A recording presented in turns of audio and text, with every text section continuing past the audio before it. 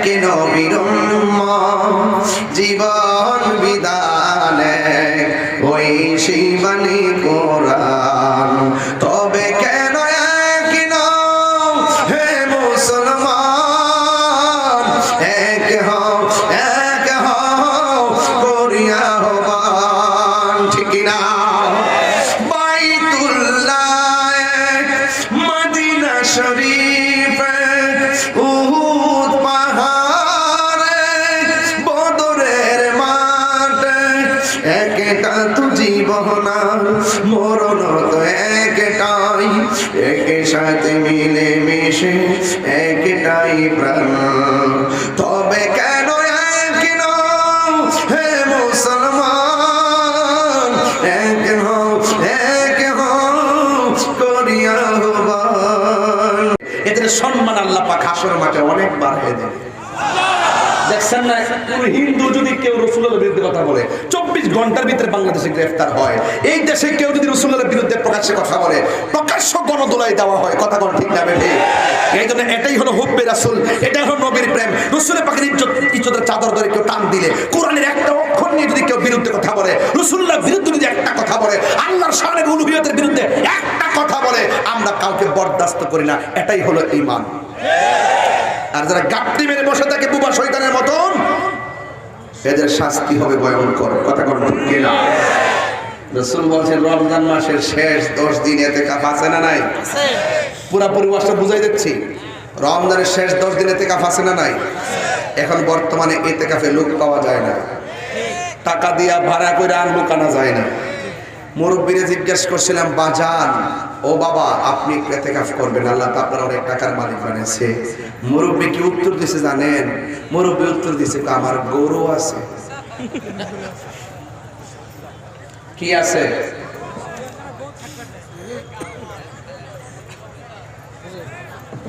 রাসূল তোমায় ভালোবাসি গরুটা।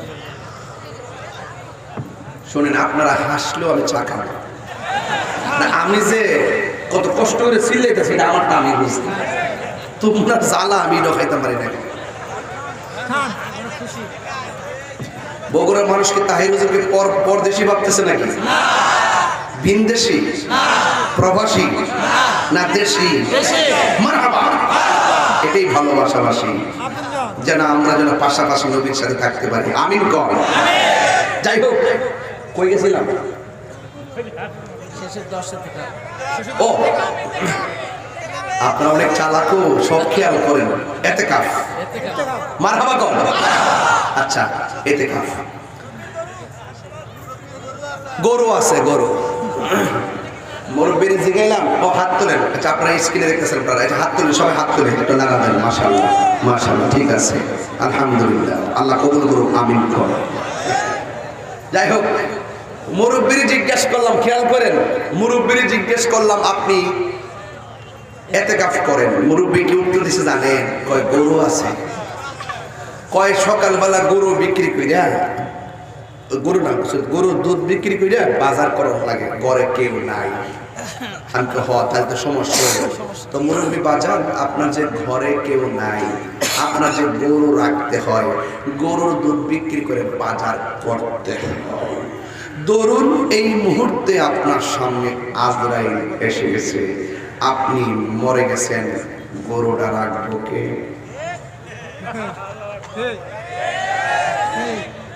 বাজারটা করবো কে? বাইরে এই বাটপারি কথা বাদ দেন। আপনি ভাববেন না যে আপনি মরে গেলে আপনার গরুটা ঘাস খাওয়ানো বন্ধ থাকবে। আপনি ভাববেন না যে আপনি মারা গেলে গরুর দুধ বিক্রি করে বাজারটা বন্ধ থাকবে। পৃথিবীর কোনো কাজ আপনার জন্য থেমে থাকবে না, সব কাজ আপন গতিতে চলবে। আপনি দুধের দোহাই দিলেন আর বাজারের দোহাই দিলেন, গরুর দোহাই দিলেন, অথচ আমার নবীজি বলছেন যারা রমজানের শেষ 10 দিন মসজিদে ইতিকাফ করবে তার আমল নামায় 2টা হজ আর 2টা উমরার সওয়াব দেওয়া হবে।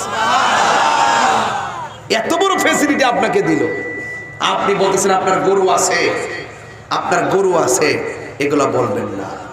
আর একটা কথা বলি, দেখবেন স্ত্রী যখন ইফতার বানায়, স্বামীরা তখন ইফতার করতে বসে, এই শরবতটার ভিতরে একটু যদি চিনি কম হয় ধমক মারে।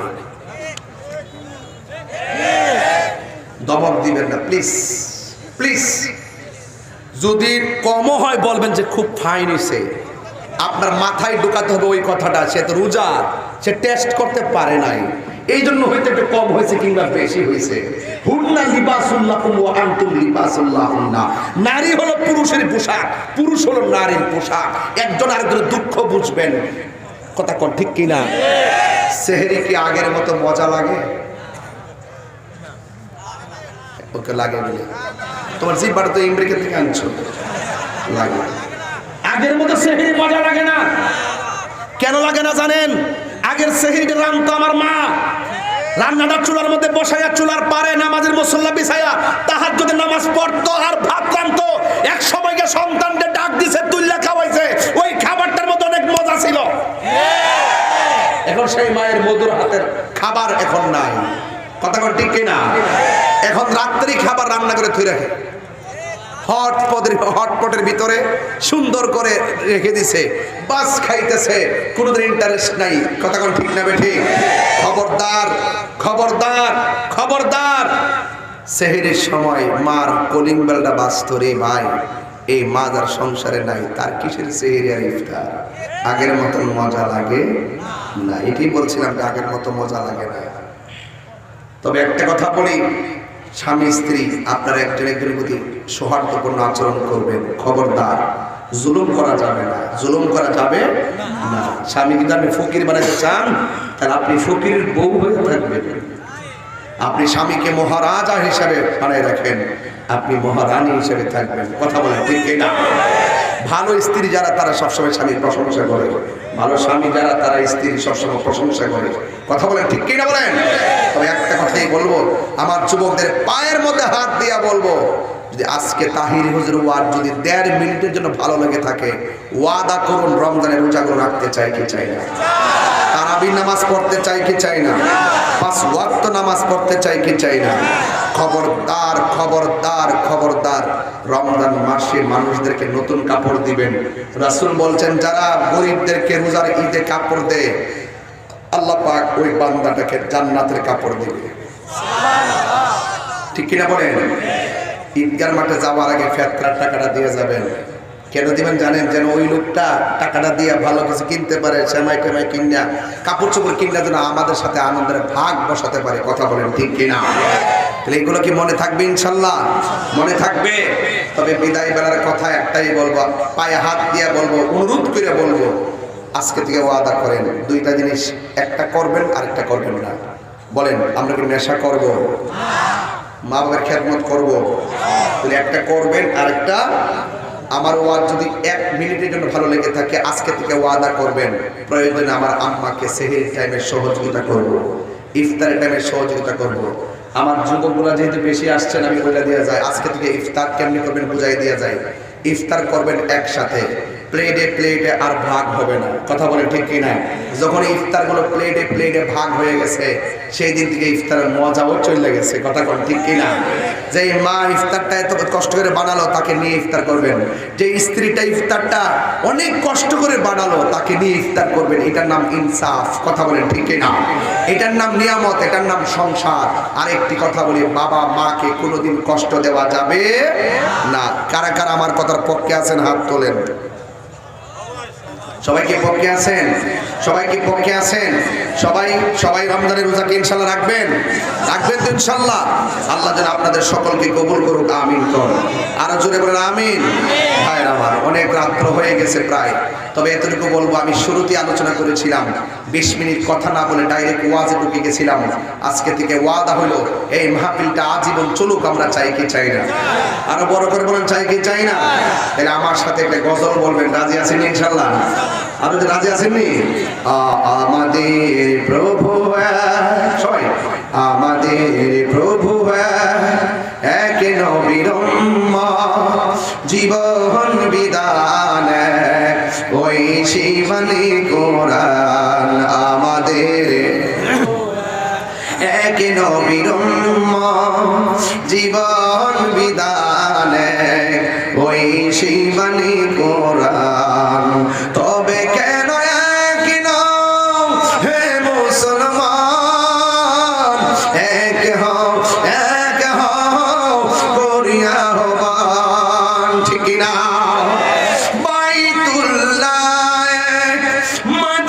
শরীফে উহুদ পাহাড়ে বদরের মাঠে একটা তো জীবন মরণ তো একটাই একে সাথে মিলে মিশে একটাই প্রাণ তবে কেন এক নও হে মুসলমান এক হও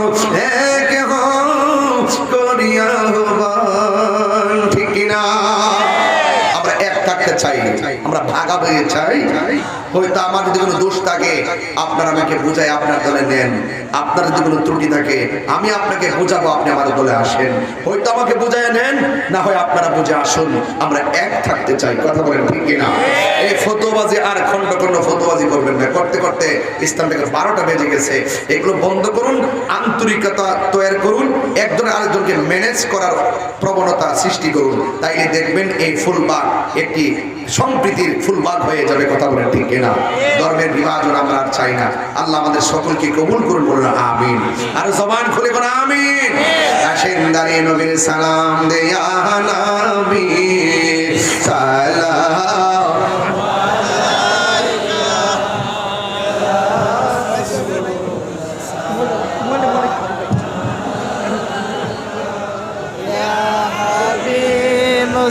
সালাম আলাইকা সালাওয়াতুল্লাহ আলাইকা দরদি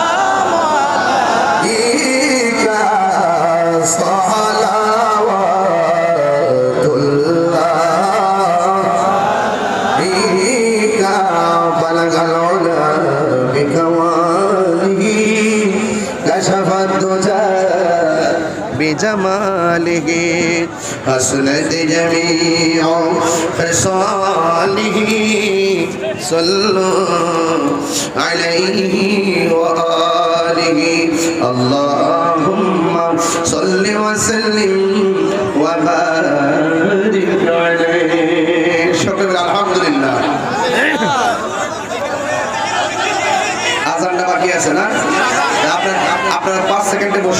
সেকেন্ডে বসুন। একটু আজান বাকি আছে নাকি? আল্লাহ আপনাদের সকলকে কবুল করুক, আমিন কর। একটু বসুন, একটু বসতে হবে, না বসতে কথা হবে। বসে বলুন। বসো।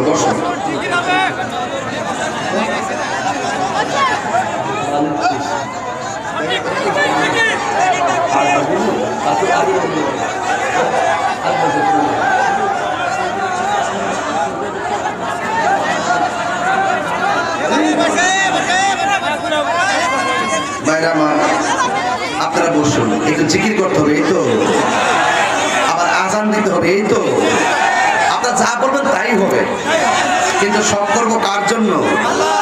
আরো ধরো কার জন্য? এখানে একটা প্রশ্ন আসছে, প্রশ্ন উত্তরটাকে দিব। প্রশ্ন উত্তরটা হলো আজানের আগে দুরূদ পড়া যাবে কিনা, দুরূদ ও সালাম পড়া যাবে কিনা। আল্লাহর হাবিব সাল্লাল্লাহু আলাইহি সাল্লাম বলেছেন কয়েকটা জায়গায় দুরূদ পড়া নিষেধ। এর মধ্যে একটা হলো আপনি যখন ইস্তেঞ্জা করতে যাবেন সেখানে দুরূদ শরীফ পড়বেন না, আপনি যখন হাসি দিবেন সেখানে দুরূদ শরীফ পড়বেন না, কোন মৃত্যুর সংবাদ শুনলে আপনি সেখানে দুরূদ শরীফ পড়বেন না। যে জায়গাগুলো নিষেধ করেছেন দুরূদ পড়া যাবে না, সেই জায়গার ভিতরে আজানের আগে পড়া যাবে না এটা উল্লেখ নাই। যেহেতু উল্লেখ নাই, যেটার কোনো সুনির্দিষ্ট নিষেধ নস থাকে না, সেটা জায়েজ আছে। সেটা কি আছে? তবে দরুদ এবং সালামকে আজানের অংশ মনে করা যাবে না, আজানের অংশ মনে করা যাবে না, এটা মনে রাখবেন, ঠিক আছে? এটা বরকতের কাজ। মারহাবা।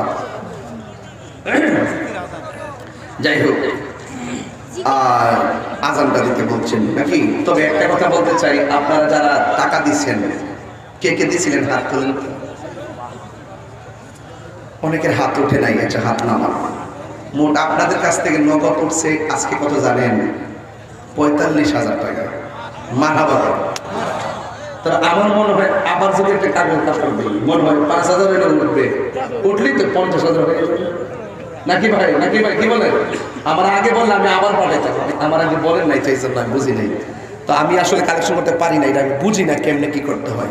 নাইলে আমি আরো ৩বার বাড়াইলাম, বলে ১ লাখ মিলাই যাইলাম বলে।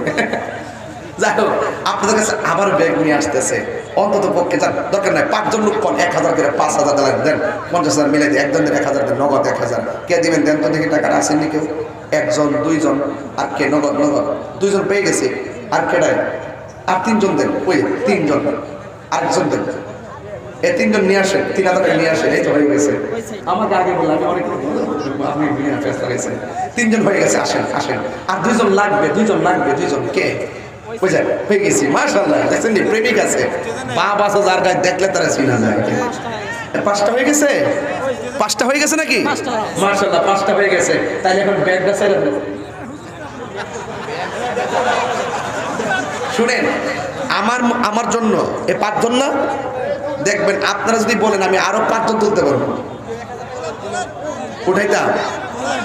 আমি এই মুহূর্তে ২০,০০০ টাকা তোলা আমার জন্য ইনশাআল্লাহ কোনো ব্যাপারই না, যদি আপনারা দেন।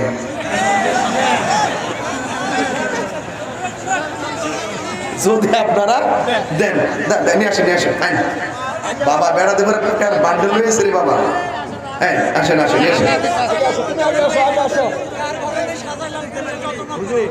বন্ধ কর, তুই বুতর কেটা দিছে রে? দেন ২,০০০ দিছে। আপনার নাম কি? আব্দুল মাজেদ। আপনার নাম কি?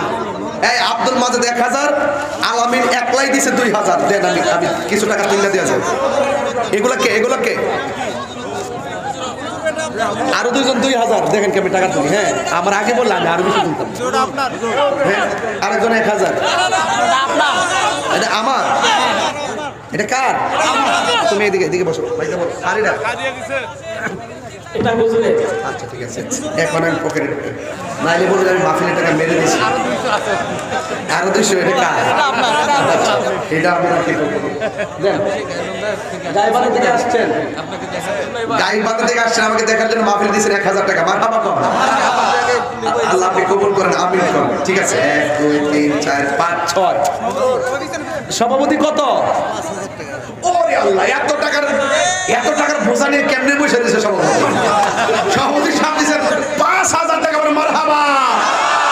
তাহলে 6 আর 5 কত? 11। 20,000 না পেলে আমি যাবো না আজকে। আমার দিছো? আমার দিছো? কত কত? কার দিছো? হুজুরকে দিছি। আচ্ছা যা। এটা দিছে আমারে। আমি কত দিতাম? আমি যে জীবনটা দিলে গেছে তোমার চোখে পড়ে না। আমি যে জীবনটা দিয়ে দিতেছি 12 ঘন্টা। এই ভিতরে ঢুকছে কত হয়েছে এখানে? 1 2 3 4 5 6 7 8 9 10 11। আর একজন দেন 1000 12,000 মিলাই দিই। এই পকেটে হাত দেন তো দেখি। 60,000 লাগে। এটা ব্যাপারই না যদি আপনারা দেন।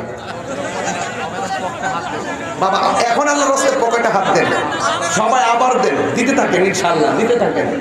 আমার মাহবুব ভাই আরো আগে বললাম আমি একটা টাকার খেলা ধরে দিলাম, আমি বুঝি না এই ব্যাপারটা, মাথা মাথা যাক। মোটামুটি কত হয়েছে? 11। যদি আর কেউ থাকে আর একজন দেন 12,000 টাকা মিলে দিই, আর একজন দেন 1,000 টাকা। কে দিবেন? হাত তোলেন। আছে কেউ? ওই ও সভাপতি সাহেব, সভাপতি জাতির